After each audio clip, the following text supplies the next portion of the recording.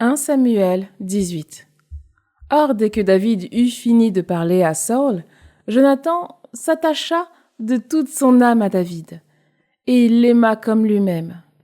Ce jour-là, Saül retint David et ne lui permit pas de retourner chez son père. Et Jonathan conclut une alliance avec David, car il l'aimait comme lui-même. Jonathan se dépouilla du manteau qu'il portait et le donna à David, ainsi que ses vêtements, et même son épée, son arc et son ceinturon. Dans ses expéditions, David réussissait partout où l'envoyait Saül, et Saül le mit à la tête des hommes de guerre.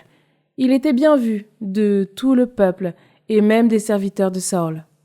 Au retour de l'armée, lorsque David revint après avoir tué le Philistin, les femmes sortirent de toutes les villes d'Israël à la rencontre du roi Saül pour chanter et danser au son des tambourins, des cris de joie et des cymbales.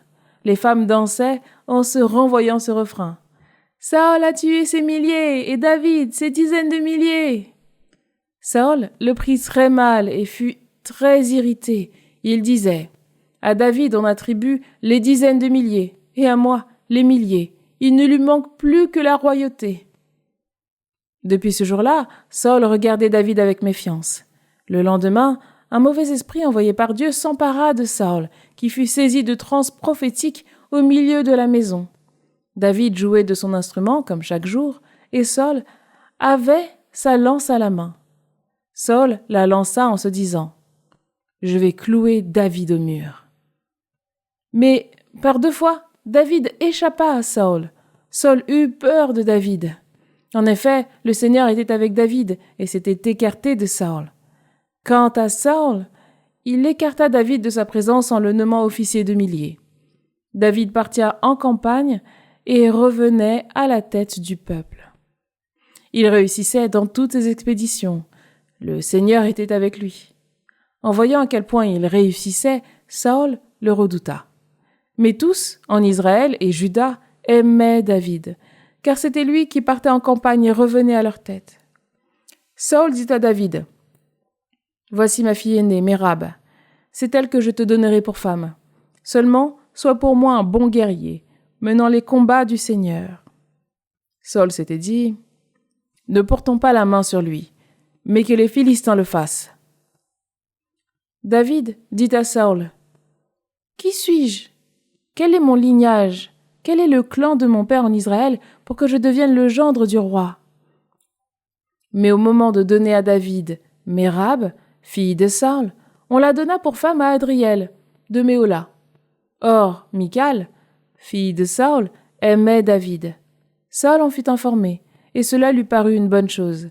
Il se disait, « Je la lui donnerai, elle sera pour lui un piège, et la main des Philistins sera contre lui. » Saül déclara donc à David une 2e fois, « Aujourd'hui, tu deviendras mon gendre. » Saül donna cet ordre à ses serviteurs.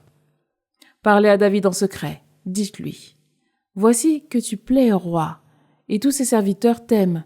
Deviens donc le gendre du roi. » Les serviteurs de Saül redirent ces paroles à l'oreille de David, qui déclara, « Est-ce peu de chose, à vos yeux, de devenir le gendre du roi?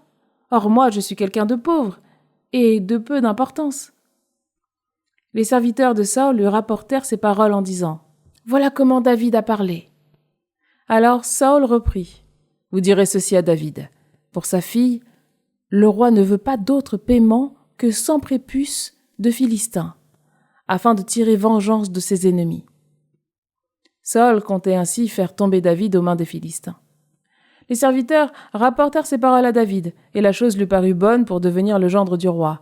Le délai n'était pas encore accompli, que David se mettait en route, lui et ses hommes, et ils abattaient 200 Philistins. David rapporta leurs prépuces. Il les remit tous au roi, afin de pouvoir devenir le gendre du roi. Alors Saül lui donna pour femme sa fille Michal. Voyant et comprenant que le Seigneur était avec David et que Michal, sa propre fille, l'aimait, Saül eut encore plus peur de David, et il éprouva contre lui une hostilité de tous les jours. Les princes des Philistins repartirent en campagne, mais à chacune de leurs campagnes, David remportait plus de succès que tous les serviteurs de Saül. Son nom devint très célèbre.